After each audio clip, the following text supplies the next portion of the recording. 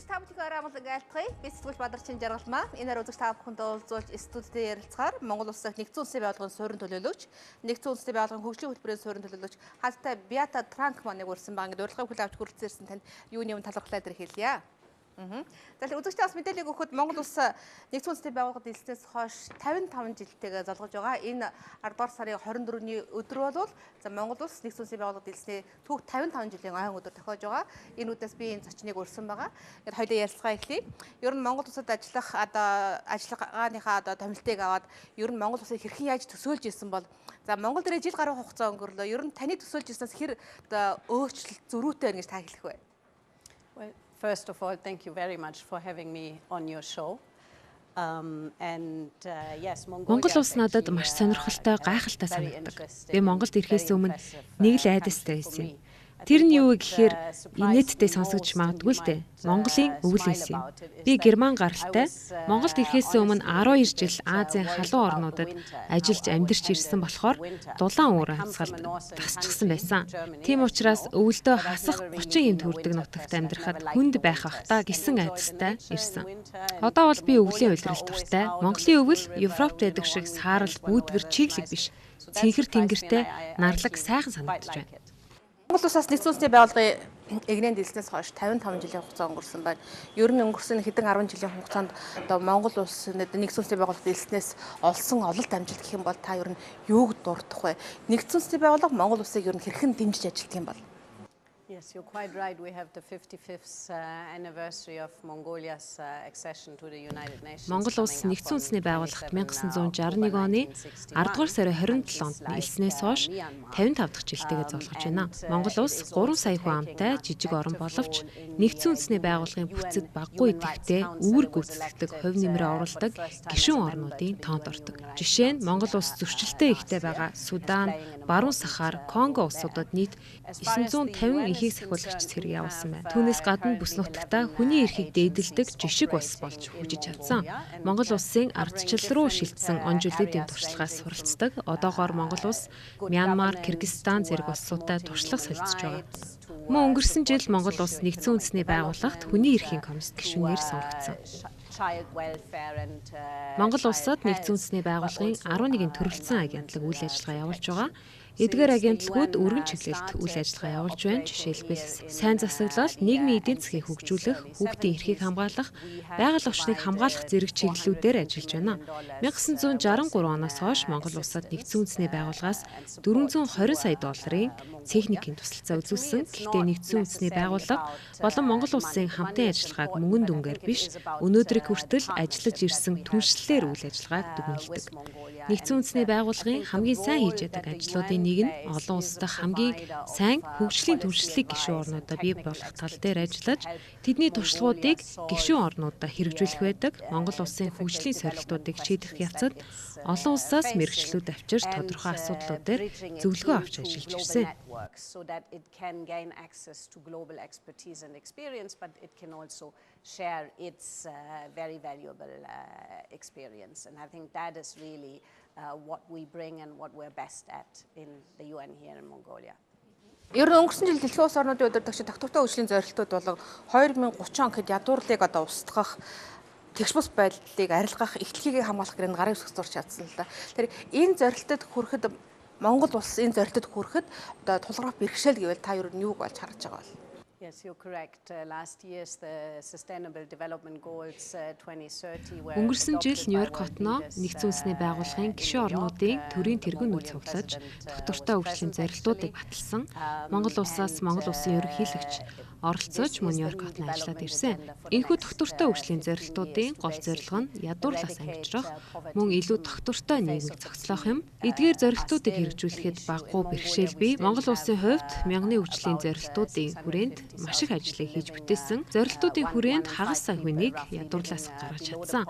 Ядуурлын түвшин 1998 онд 38.7% байсан бол 2014 он гэхэд 21.6% болж буурсан. Мөн их хүүхдийн эндэгдлийг бууруулах зорилтыг бүрэн хангаж ажилласан орнуудын тоонд орж чадсан. Гэхдээ Монгол улсад ядуурл асуудал хിവэр байсаар байна. 650 мянга гаруй хүн өөрөөр хэлбэл 5 хүн дотмын нэг нь амжиргааны доод түвшинд амьдарч байгаа гэсэн тооцоо бий. Ядуурлыг арилгахдаа улс даяар жиг дайрлах чадаагүй Улаанбаатар өмнө говь зэрэг илүү хөгжингүй газрууд ядуурл эрчимтэй бууруулж чадсан. Хангаа бүс болон бусад хэсгээр ядуурлын түвшин өндөр хэвээр байна. Түүнчлэн Монгол улсад доктортой хөгжлийн зорилтуудыг хэрэгжүүлэхэд уур амьсгалын өөрчлөлтөд тэмцэх асуудал нэлээд бэрхшээлтэй байх болов. Уур амьсгалын өөрчлөлтөөс болоод байгаль орчны дороотол бий болж байна. Байгаль орчны экосистемд орцсноос хөдөө орон нутгаас хот руу шилжих хөдөлгөөн эрчимжиж байгаа ган гачиг их байна гэх мэтчлэн асуудлууд их бий. Доктортой хөгжлийн зорилт нь илүү хүртээмжтэй оролцоог хангасан нийгмийг бүтээх зорилготой. Бүхий л эдийн засгийн хөгжил дэвшилт хэнийг ч орхитуулалгүй оролцуулах явдал юм. Монгол улс байгалийн баялгаа цөмлөх биш, уул уурхайн салбараас гадна бусад эдийн засгийн салбаруудад төрөлжүүлэн хөгжүүлэх чиглэлээр ажиллах хэрэгцээ шаардлага гарч ирж байна. Going forward, looking at also how we can diversify out of the mining-based economy to create more jobs, to create livelihoods, and so on. Энэ нэгдсэн үндэсний байгууллагын том зорилтыг тийм ээ доктортой хөгжлийн бодлогыг хэрэгжүүлэхэд Монгол улс ямар оролцоотой байх ёстой гэж тайлах уу? Every country has a role to play in achieving the SDGs. The SDGs are Доктортой хөгжлийн зорилтууд нь даян дэлхийн зорилтууд юм. Тийм ч учраас нийтээрээ өсөн дэвжих хөгжин цэцэглэх гэсэн утга санаатай. Тиймээс доктортой хөгжлийн зорилтуудыг хангах чиглэлээр улс орон бүр дор ажиллах шаардлагатай. Монгол улсын хувьд доктортой хөгжлийн зорилтуудын хүрээнд бусад улс оронтой харьцуулахад нэг алхам урд яваа гэж хэлж байна. Яагад гэвэл Монгол улс доктортой хөгжлийн зорилтууд дээр тулгуурлан үндэсний хэмжээний томоохон баримт хүчгээ боловсруулад баталчихлаа. Энэ бол Монгол улсын доктортой хөгжлийн үзэл баримтлал 2030 он гэсэн бодлого юм а. Түүнээс гадна холбогдох зорилтуудыг шин засгийн газрын үйл ажиллагааны төлөвлөгөөнд шингээгээд байгаа. Тиймээс Монгол улс нэлээд шаргуу ажиллаж байна гэж ойлгож байна. Монгол улсын хувьд нэн тэргүүн доктортой хөгжлийн зорилтыг хангахын тулд уул уурхайн салбарын хамаарлыг багасгаж эдийн засгаа төрөлжүүлэх хэрэгтэй гэж үзэж байна. Хоёрдугаарт байгалийн баялгаа хамгаалах хэрэгтэй. Хөдөө орон нутгийн иргэдийн амжиргааг дээшлүүлэх хэрэгтэй.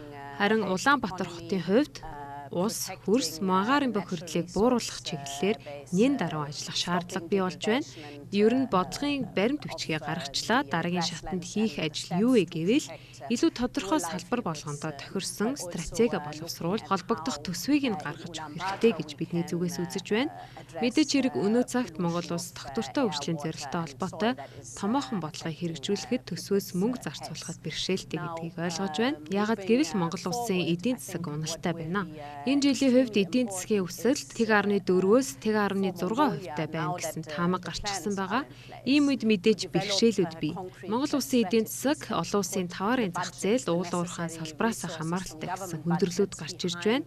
Тэгэхээр эх жилүүдэд доктортой хөгжлийн зорилтуудыг хэр амжилттайгаар хангаж чадах вэ гэдэгт голлох нөлөөллийг үзүүлэх болов уу гэж би харж байна. Тийм учраас яг энэ ихэнх үедээ багтаагаад байгаль орчин болон нийгмийн хамгааллын зорилтуудтай холбоотой хөрөнгө оруулалтуудыг хийх тал дээр эрчимтэй ажиллах нь зүйтэй юм а. Мөн түүнчлэн даян дэлхийн зорилтуудын гол үзэл санааг харахад зөвхөн засгийн газар дангаар ажиллах бус хувийн хвшлийнхэн үүрэг хүлээнэ гэж бид харж байгаа. Бусад орнуудад доктортой хөгжлийн зорилтуудыг хангахад хувийн хвшлийнхэн хөрөнгө оруулалтын 70 орчим хувийг бүрдүүлнэ гэж харж байгаа. Монгол улсын хувьд ч гэсэн хувийн хвшлийн хөрөнгө оруулалтыг цэвэр технологийн чиглэлээр татах, дээрэс нь нүүрсэд суурилсан эрчим хүчний үйлдвэрлэлээ багасгаж, байгаль орчноо хамгаалах чиглэлээр хувийн хвшлийнхнийг татан оролцуулах боломж байгаа юм а. Мөн эдгээр зорилтуудыг хэрэгжүүлэхэд нэгэн гол оролцогч тал нь иргэний нийгмийн байгууллагууд юм. Мөн иргэд өөрсдөө болж байна. Иргэний нийгмийн байгууллагууд гол асуудлууд дээр иргэдийг болоод бусад оролцогч талбуудыг холбож өгдөг гол гүүрэн байдаг. Дээрэс нь иргэд өөрсдөө их дэлхийгээ дараачийн үедээ хадгаж үлдээх хамгаалахын тулд гол үүрэг гүйцэтгэнэ. Бид өдөр тутамдаа яг ямар амьдралын хэв маягтай байна? Бид яаж бараа бүтээгдэхүүнээ үйлдвэрлэж, яаж хэрэглэж байна вэ?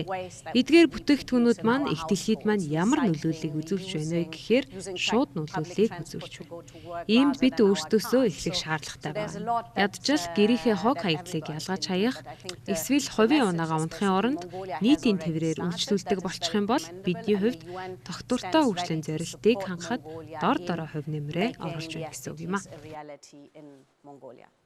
Энэ тогтвортой хөгжлийн болгоод иргэдийн төлөө одоо оролцоо маш чухал гэдгийг бас онцоллоо л да. Ер нь өнгөрсөн 7 хоногт таны одоо хийсэн ажил гэх юм бол улсын хуралтай хамтраад иргэдийн төлөөлөгчдийн чадхыг бичүүлэх төсөл хэрэгжүүлэхээр болсон байгаа тийм ээ. Тэгэхээр энэ төсөл ер нь ямар одоо үр дүнг авчирна гэж та хэлэх вэ? Та бас Монгол улсын тийм ээ иргэдийн оролцоог нийгэмд ер нь хэр байна гэж дүгнэдэг үү?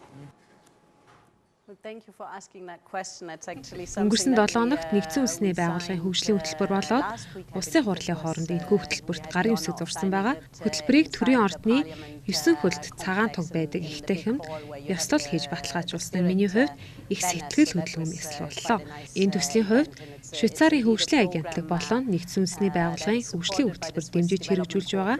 Гол зорилго нь иргэдийн төлөөлөгчдийн хурлын чадварыг сайжруулах ажил юм. Иргэдийн төлөөлөгчдийн хурал гэдэг бол арчилсан нийгэмд иргэдтэйгээ ажиллах механизм болж байгаа гэж би хардаг.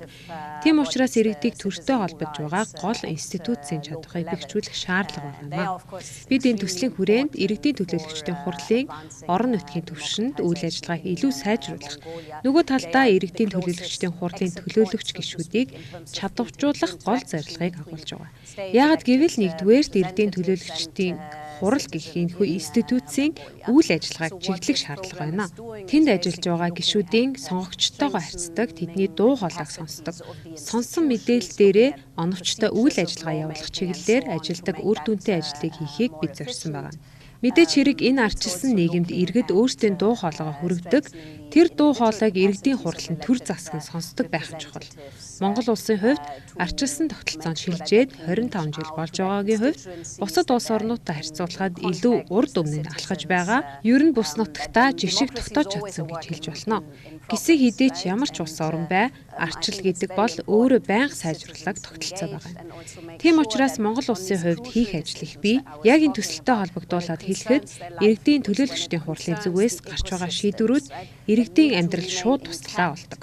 Мөн байгаль орчин, бэлчээр уул устай шууд холбоотой байна. Ялангуяа хөдөө орон нутагт яг хаана уул уурхайн лиценз олгох, аль нутгийнхаа бэлчээрийг илүү хадгалах, аль хэсэгт усны их үүсвэрийг хамгаалах зэрэг шийдвэрүүдийг иргэдийн төлөөлөгчдийн хурлаас гаргадаг учраас бид энэ төсөлтөө ихээхэн ач холбогдол өгч байгаа. Төсөл хоёр талтай, хоёулантай нь хамтран ажиллана.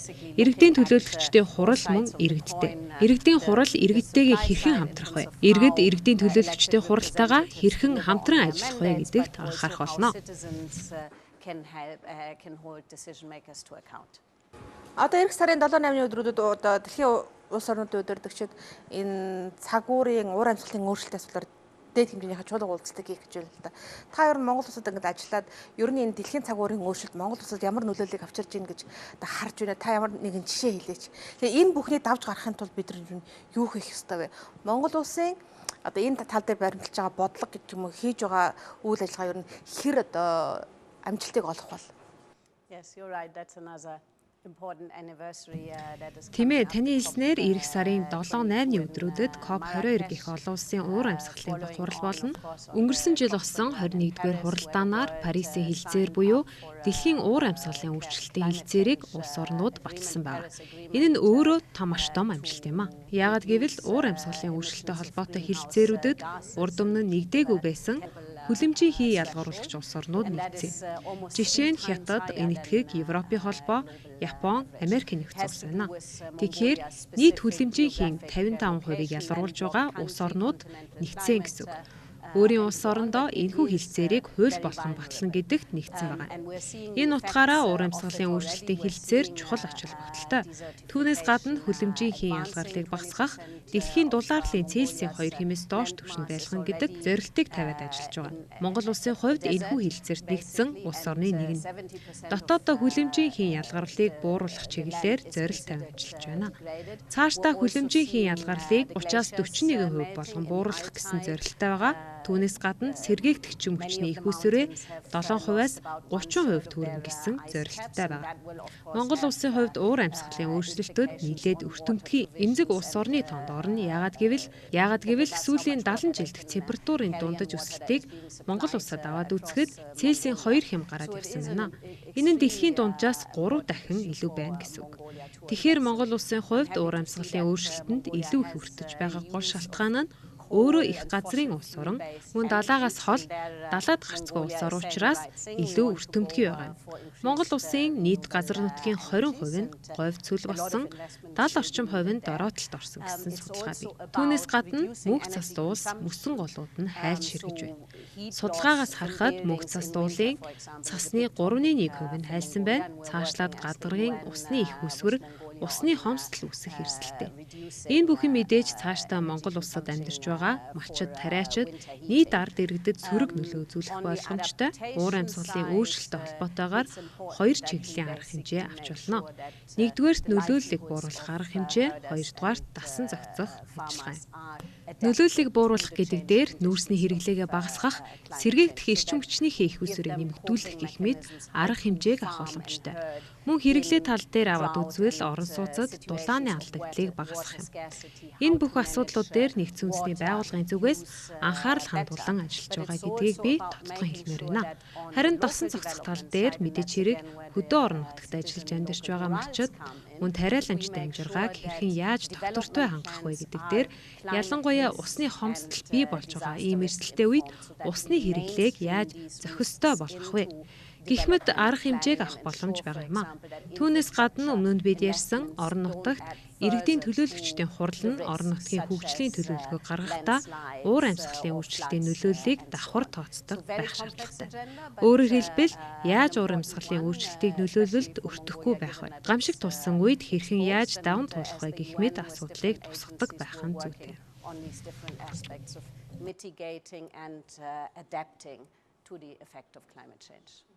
Ер нь нэгдсэн улсын байгууллагын хөтөлбөрүүд болон дэлхийн улс орны хөгжилд Монгол улс хэр хөл нийлүүлэн алхахад Монголын улс төр хэр нөлөөлж ин гэж та үздэг вэ?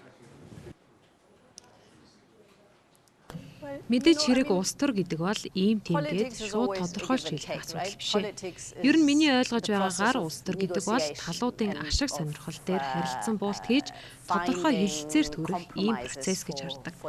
Монгол улсын хувьд бол доктортой өвчлийн зорилттой холбоотойгоор өөрсдийн дотоодын доктортой өвчлийн үзэл баримтлал өмнөх парламент баталсан байна. Гэхдээ зөвхөн өмнөх парламент гээд төр өдөрдөж байсан нам хийчих амжилт биш юм а. Энэ бүх нам эвслүүд нь нэгдээд Монгол улсад доктортой өвчлийн бодлого хэрэгтэй гэдгийг санал нэгдээд хамтаар гаргасан бодлого шийдвэр гэж үзэж байна. Түүнээс гадна шинэ парламент, шинэ засгийн газар нь өмнөх засгийн газар их хурлаас гаргасан энэ бодлогын баримт бичиг шийдвэрээ залгамжлан баримтлаад явна гэж байгаа нь бидний зүгээс харахад маш их сайжралтай байна. Гэхдээ Монгол улсад бодлогын төвшин шаардлагатай бүхий шийдвэр хууль тогтоомжид байгаа хэдий боловч хэрэгжилтийн тал дээр сул хандаад байна. Жишээ нь байгаль орчны нөлөөллийн үнэлгээг альва төсөл хэрэгжихээс өмнө хийн гэсэн заалт бүхий хууль байдаг хэдий ч ажиглаад байхад яг байгаль орчны үнэлгээний заалтууд маань сайн хэрэгжиж байна уу гэвэл эргэлзээтэй. Байгаль орчны нөлөөллийн үнэлгээ нь сайн хийгдэж байна уу? Түүнийг хууль журмын дагуу мөрдөж байна уу гэдгийг ажиглахад дутагдaltaй байдаг. Тэгэхээр Монгол улсын хувьд хууль тогтоомжоо батлаад гаргаад ирдэг хэдий ч амьдрал дээр хэрэгжүүлэхэд үнэхээр учир дутагдaltaй гэж би хардаг. Түүнээс гадна иргэдийнхээ дуу хоолойг сонсох, иргэдийнхээ амжиргааг дээшлүүлэх хууль тогтоомж бодлого дээрээ тусах тал дээр илүү их анхаарах хэрэгтэй гэж би боддог. Монгол улсын хувьд ардчлалын тал дээр ихээхэн амжилт олсон улс орны нэг. Жишээ нь сая сонгуул болсон. Мэдээч хэрэг кампанид ажил маш өрсөлдөөнтэй болдог. Гэсэн ч сонгуул маш энхийн замаар шударга явагдаж, улс төрийн намууд нь хүлээн зөвшөөрөөд тайван шилждэг болсон юм. Монгол улсын ерөнхий сахиаг элбэгдэж бас Монгол улс төвийг сахих бодлого баримтлах тухай асуудал ярьж хуулийн төсөл өргөн бариад одоо хилцэгдэж байна л да. Нэгдсэн улсын байгууллага энэ бодлогыг хэрхэн хүлээж авах вэ? Монгол улсад сонгуульд амжаад бодлогын байр суурь өөрчлөгдөж байгаа нь харагдаад байдаг. Тэгэхээр сонгуульд амжсан биш, харин илүү урт хугацаанд хэрэгжих тууштай бодлогыг баримтлах хэрэгтэй. Түүнээс гадна Монгол улсад шин засаг гарч ирэхээр төрийн албаныхыг үндсээр нь өөрчлөх байдал ажиглагддаг. Энэ байдлыг өөрчлөх хэрэгтэй. Ер нь Монгол улсад илүү мэрэгжлийн ур чадвар, мэдлэг боловсрол суурилсан төрийн албан хаагчтай болох хэрэгтэй байна. Ингэснээр төрийн алба цэвэршиж тогтвортой байх болно гэж би харж байна. Монгол улсын ерөнхийлөгчийн төвийг сахих бодлогын талаар та сая асуулаа. Монгол улсын баримтлах бодлого дээр нэгдсэн үндэсний байгууллагын зүгээс хөндлөнгөөс оролцох хэрэг байхгүй. Монгол улс өөрөө тусгаар тогтносон бие даасан төртэй улс учраас эрхээ эдлэх учиртай. Ерөнхийдөө улс төрийн нөхцөл байдлыг аваад үзвэл Монгол улс хоёр том хөрштэй төдийгүй дэлхийн улс орнуудтай түншийн харилцаатай учраас төвийг сахих бодлогыг учир дутагдaltaй гэж би харахгүй байна. Гэхдээ Монгол улсын хувьд өөрөө арчлалыг гүнзгийрүүлээд арчлалын сургамжийг бусад бус нутгийнхаа улс орнуудад хуваалцаж байгаас сайн тал байгаа. Мөн хүний эрхийг дээдэлсэн улс орн гэдгээ харуулж байна. Тэгэхээр энэ жил Монгол Улсын засгийн газар нэгдсэн үндэсний байгууллагатай 2017-2021 он хүртэл одоо нэгдсэн үндэсний байгууллага хөгжлийн тусламжийн хүрээ бол батлагдчихсан байгаа тийм ээ. Тэгэхээр та ер нь нэгдсэн үндэсний байгууллага болон Монгол Улсын одоо хоорондын эх 5 жилийн ажлыг ер нь хэрхэн яаж харж байгаа бол? Нэгдсэн үндэсний байгууллагаас Монгол улсад үзүүлэх тусламжийн хүрээг их 5 жилийн баримт бичгийг энэ 7 хоногт нэгдсэн үндэсний байгууллагын ойн харах хэмжээтэйгээр зэрэг танилцуулж байгаа. Мэдээж хэрэг энэхүү баримт бичиг нь ойн арга хэмжээний нэг тодотгох чухал хэсэг нь гэж бид бодож байна. Энэ баримт бичигт Монгол улс эх 5 жилд 3 үндсэн чиглэлд ажиллана гэж тусгасан. Үүнд хүртээмжтэй өсөлтийг бий болгох, байгаль орчны тогтвортой байдлыг хамгаалах чиглэлээр хамтрах, мөн нийгмийн хамгаалалт, төрийн үйлчлэгийг сайжруулах, илүү хүртээмжтэй болгох ажлуудыг хийнэ. Түүнээс гадна засаглал болон хариуцлагын тогтолцоог сайжруулах чиглэлээр ажиллана. Байгаль орчны чиглэлийн хувьд Монгол улсын байгаль орчны хууль тогтоомжийг сайжруулах, тэдгээрийн хэрэгжилтийг хангахад тусалцаа үзүүлэх механизмыг бүрдүүлнэ. Түүнээс гадна байгаль орчныг хамгаална гэдэг маань хөдөө орон нутгийн иргэдийн амжиргаа бэлчээртэй холбоотой асуудлууд багтаж байгаа. Мөн Улаанбаатар хотнооч төвлөрч ажиллана. Улаанбаатар хотын хувьд усны эрүүл ахуй, ариун цэврийг хангах асуудалд анхаарна.